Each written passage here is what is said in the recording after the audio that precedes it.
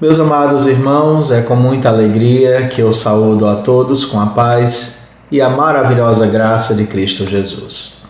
Através desse vídeo que você está assistindo agora, nós vamos dar a continuidade à nossa série de sermões expositivos na primeira carta do apóstolo Pedro.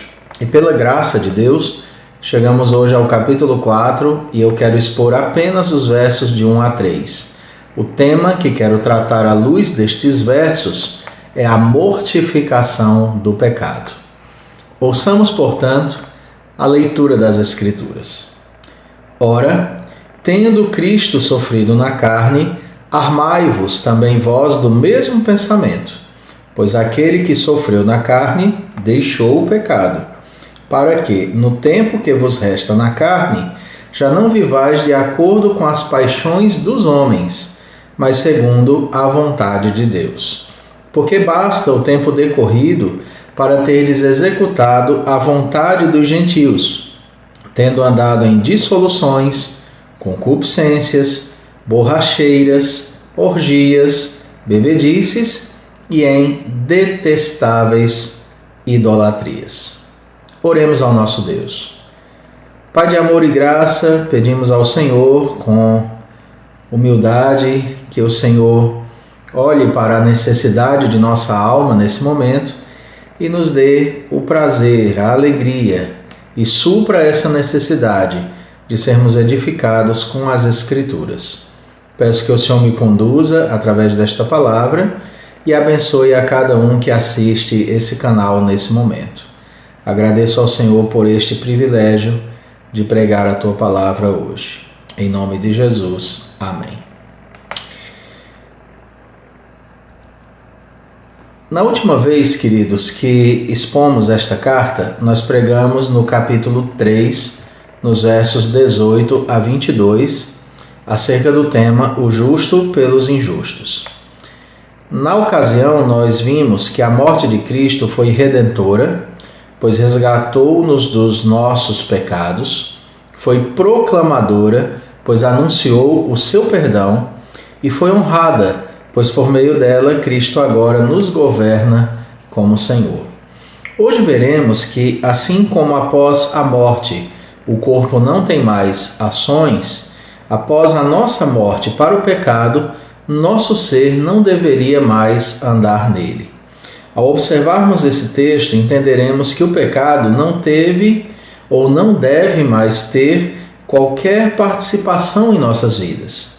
Claro que a nossa natureza pecaminosa nos acompanhará até o nosso último suspiro de vida. Mas mortificarmos esta natureza ou combatermos os nossos erros com a graça de Deus para melhor nos conduzirmos é a missão de todo aquele que nasceu de novo em Jesus Cristo.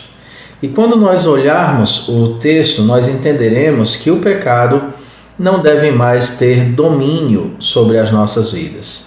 Nós temos o santo dever de combatê-lo com veemência e nós bem sabemos o quanto isto é árduo e difícil.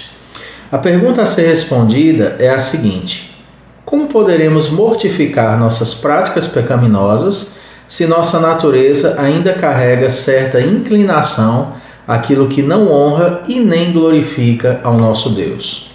Como faremos para mortificarmos os feitos da carne? Pedro nos dá algumas respostas significativas a estes questionamentos. Primeiramente, queridos, para mortificarmos o pecado, devemos mirar o exemplo de Cristo. No verso 1, que eu repito agora, diz assim: Ora, tendo Cristo sofrido na carne, armai-vos também vós do mesmo pensamento. Duas questões chamam muito a atenção nesse texto. A primeira é que Pedro leva seus leitores a pensarem no exemplo de Cristo. Cristo, queridos, que sofreu em sua carne as dores por causa dos nossos pecados. Cristo, queridos, que foi morto daquela maneira terrível para pagar uma dívida que a priori pertencia a cada um de nós. Cristo, queridos, que tomou o nosso lugar, o justo pelos injustos, para nos conduzir a Deus. A questão, queridos, é que se Cristo morreu para me salvar da condenação do pecado e de uma vida de pecados, eu não deveria mais viver nas práticas pecaminosas deste mundo. Ou, pelo menos, eu deveria me empenhar, queridos, com a máxima diligência e na total dependência de Jesus e por meio do seu Evangelho, para não cair em faltosas práticas diante do Senhor. Eu creio que você está entendendo esse raciocínio. Cristo pagou um preço muito caro para que nós fôssemos santos. Olhar para o exemplo de Cristo na cruz e lembrar do que ele passou para que fôssemos transformados em filhos santos de Deus, nos deveria instigar a mortificarmos a carne. Como podemos lembrar, queridos, essa é a grande tônica desse ponto da palavra. Como podemos lembrar do sofrimento de Cristo e continuarmos tão perseverantes em nossos pecados? Não deveria ser assim para com aqueles que já foram alcançados pela graça de Deus. Esse é um primeiro argumento de Pedro. Olhe para o que Cristo passou. Veja o preço que foi pago para que você não fosse mais filho das trevas, para que você não fosse mais filho da ira e para que você não recebesse mais uma justa condenação sobre você.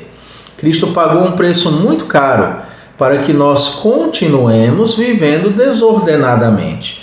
De modo algum.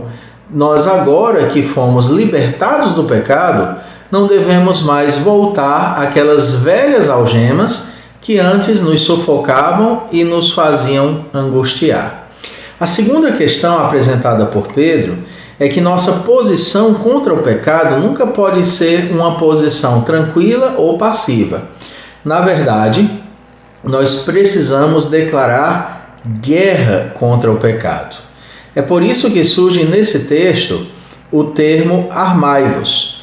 No grego, este termo é um termo militar utilizado em guerra. Ele traz consigo a ideia de munir-se de armas para o combate. Penso que Pedro esteja nos dizendo que há, sim, uma terrível luta para o cristão contra o pecado e que nessa luta ele precisa estar armado para poder vencer e resistir a esse terrível inimigo. E a sua melhor arma é lembrar dos sofrimentos de Cristo por causa dos nossos pecados. É arvorar-se desse tão grande amor de Cristo, um amor sacrificial pelas nossas vidas. Lembrar que nossos pecados mataram Jesus nos ajuda a abandoná-los.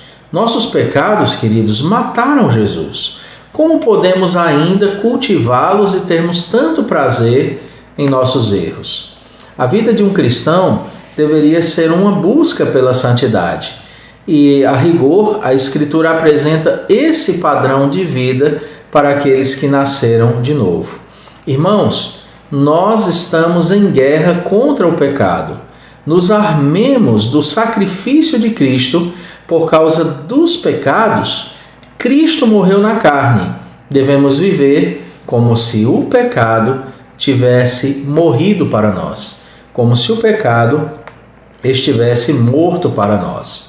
É por isso que outro apóstolo, Paulo, nos diz em Romanos 6,11: assim também vós considerai-vos mortos para o pecado, mas vivos para Deus em Cristo Jesus. Então, queridos, a primeira coisa para vencermos o pecado é mirarmos o exemplo de Cristo. Cristo fez tanto por nós, para que fôssemos, dentre outras coisas, diferentes do que nós éramos. Portanto, não deveríamos almejar ser ou voltar às coisas que nós praticávamos. Nós não devemos ser como as porcas lavadas, que depois de limpas voltam a chafurdar na lama. Nós não devemos ser como os cães que voltam ao seu próprio vômito e se alimentam daquilo que eles próprios expulsaram de sua vida. Pelo contrário, devemos combater o bom combate da fé, armados da certeza do sacrifício de Cristo e do alto preço que foi pago pelas nossas vidas. Preço esse muito superior ao valor, porque nada valíamos e foi pago por nós o bem mais precioso, que é a vida de Cristo. A segunda questão, queridos, é que além de mirarmos o exemplo de Cristo, para mortificarmos o pecado, devemos viver segundo a vontade de Deus. E aí eu volto a repetir. Além de olharmos para o exemplo de Cristo, a fim de mortificarmos o pecado, devemos viver segundo a vontade de Deus. E aí, o que seria viver segundo a vontade de Deus? No final do versículo 1 e no versículo 2, nós podemos ler assim: Pois aquele que sofreu na carne deixou o pecado, para que no tempo que vos resta na carne, já não vivais de acordo com as paixões dos homens, mas conforme a vontade de Deus. O que é que isso significa? Isso significa que, embora sejamos pessoas espirituais, ainda vivemos neste corpo mortal. Ainda nos resta um tempo de vida nesse corpo.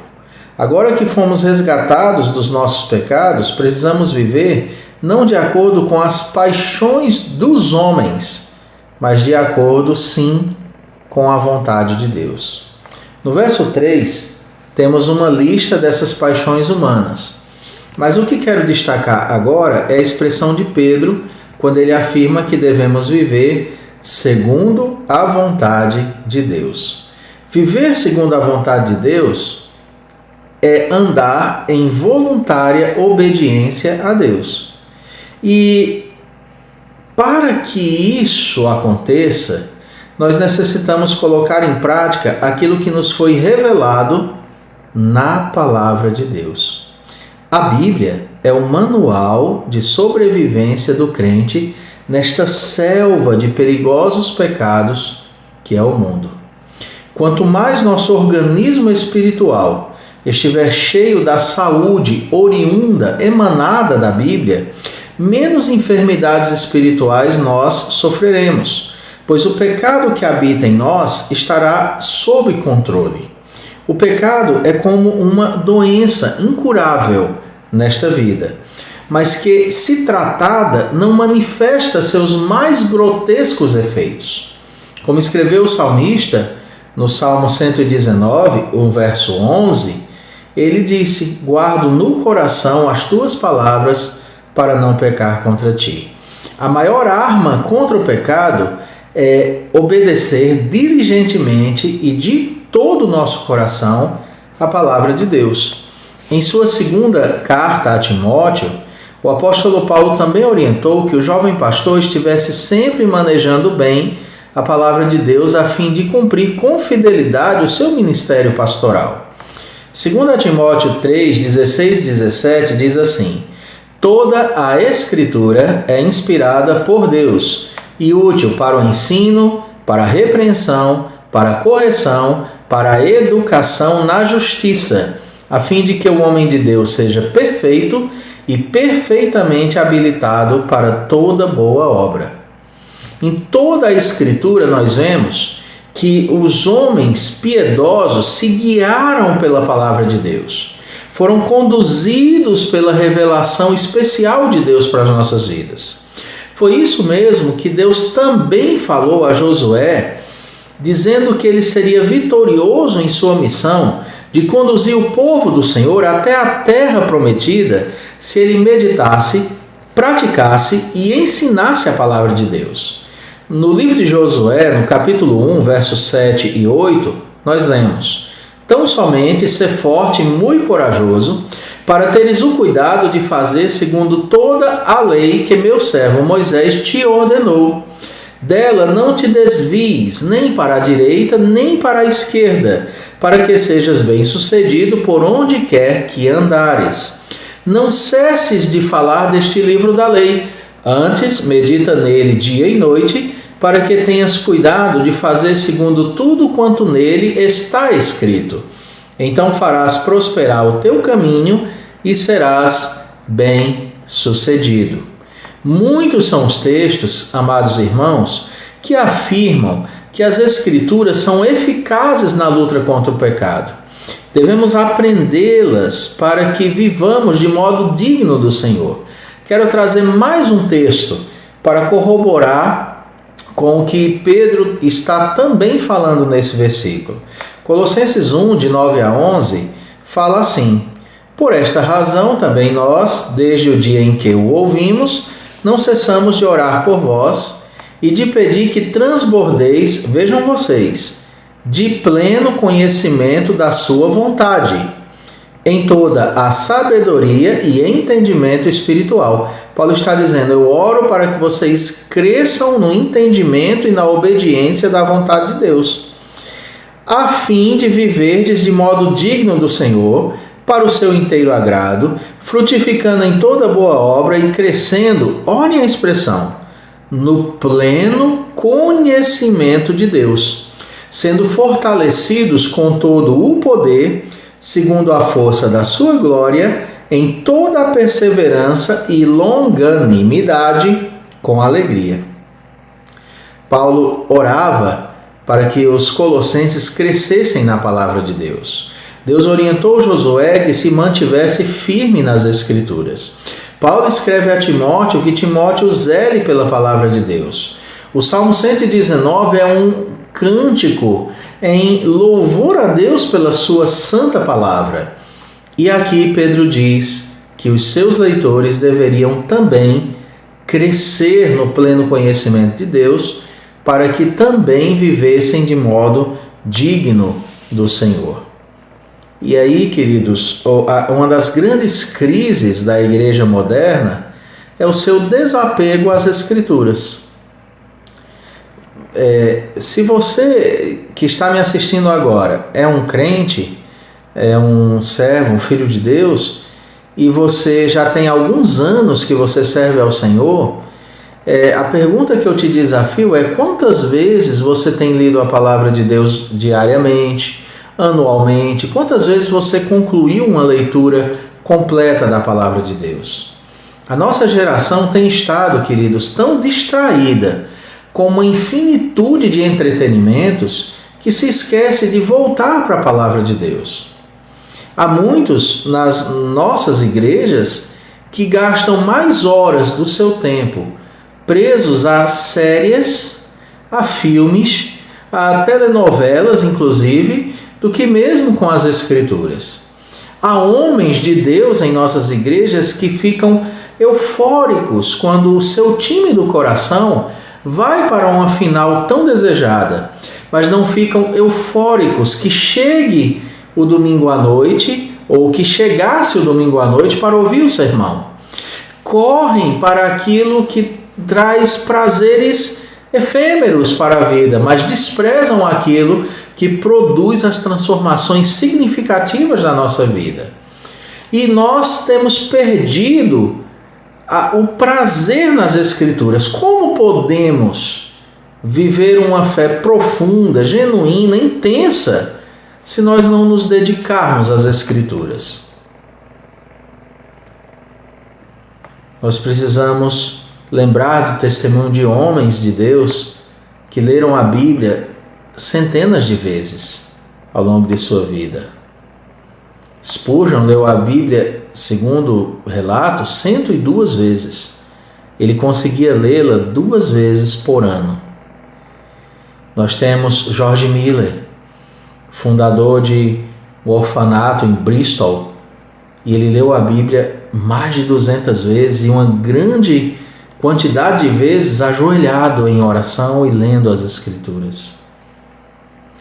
O apreço pelas Escrituras foi uma mola mestre da Reforma Protestante. Foi em atendimento à vontade revelada de Deus que homens se levantaram contra as heresias e os enganos de suas épocas. E há um legado imenso atrás de nós.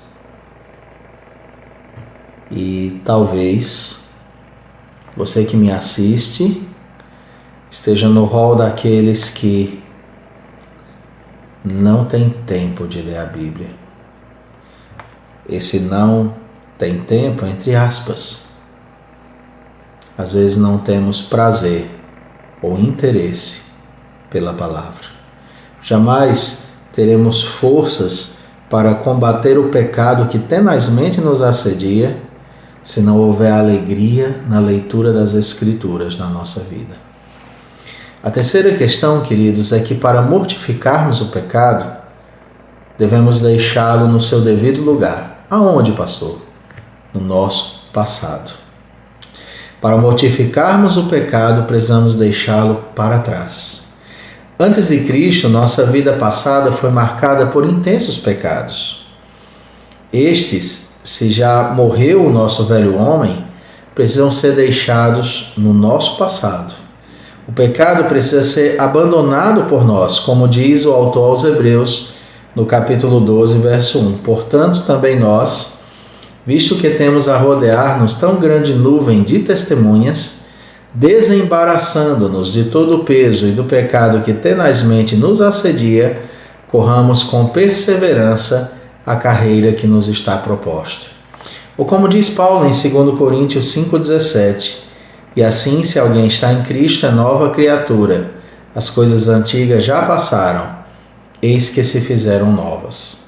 Pedro menciona aqui alguns desses terríveis pecados do passado. O verso 3 diz: porque basta o tempo decorrido para terdes executado a vontade dos gentios, tendo andado em dissoluções, concupiscências, borracheiras, orgias, bebedices e em detestáveis idolatrias. Olha os 6 itens dessa lista: dissoluções, concupiscências, borracheiras, orgias, bebedices e detestáveis idolatrias. A Bíblia, na linguagem de hoje, traz esse texto da seguinte maneira: no passado, vocês já gastaram bastante tempo fazendo o que os pagãos gostam de fazer. Naquele tempo, vocês viviam na imoralidade, nos desejos carnais, nas bebedeiras, nas orgias, na embriaguez e na nojenta adoração de ídolos. Estas práticas fizeram parte da vida desses irmãos no passado, quando eles ainda não conheciam a Cristo.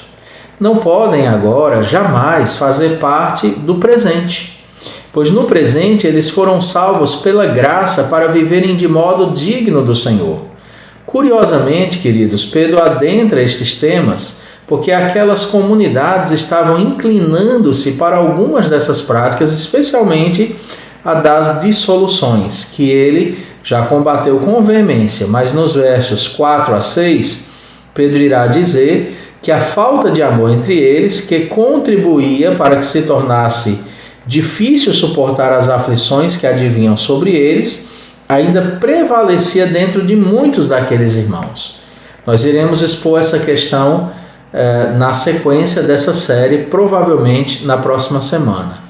Aqui Pedro está nos dizendo que estas terríveis práticas mencionadas aqui precisam ficar longe de nossas vidas, precisam fazer parte do que fizeram, nosso passado, deixá-las lá, porque no presente devemos viver para a glória de Deus.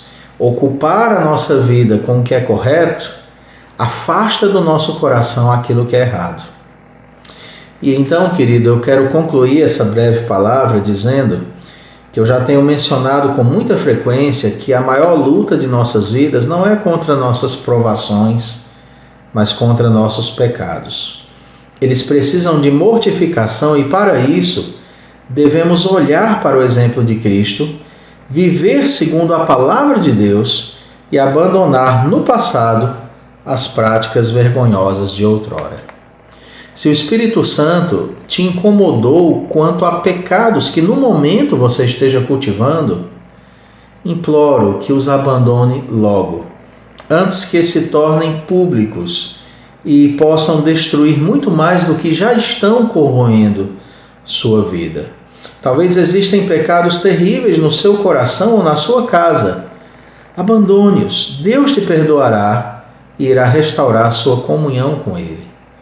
Não resistiremos aos ímpios que contra nós se levantam, a menos que derrotemos nosso pior inimigo, o inimigo interior, que é a nossa natureza pecaminosa. Que Deus, amados, nos abençoe com essa palavra hoje. quero orar por sua vida. Senhor, eu peço a Ti que seja com cada um que está assistindo esse vídeo nesse momento. Abençoa, Senhor, também a minha vida, para que eu possa, a cada momento, abandonar o que não é agradável a Ti, jogar fora o lixo da velha natureza e me revestir da pureza da nova. Assim seja com meus irmãos. O pior sofrimento, a maior dor, a grande dificuldade nas nossas vidas está em permanecer e perseverar em pecados. Sê conosco e nos concede a graça de abandoná-los definitivamente em Cristo Jesus. Amém. Eu quero encerrar aqui agradecendo por você ter reservado esses pouco mais de 20 minutos, esses quase 30 minutos, para ouvir a palavra de Deus. Eu não sei quem é você que está me assistindo agora, mas se você deseja que eu saiba, comente esse vídeo aqui mesmo no YouTube e você também compartilhe com as pessoas que você julgar que necessitam ouvir essa palavra, que essa palavra há de ser bênção na vida das pessoas. Volto a dizer, muito obrigado por assistir esse vídeo, compartilhe e que Deus te cubra de bênçãos.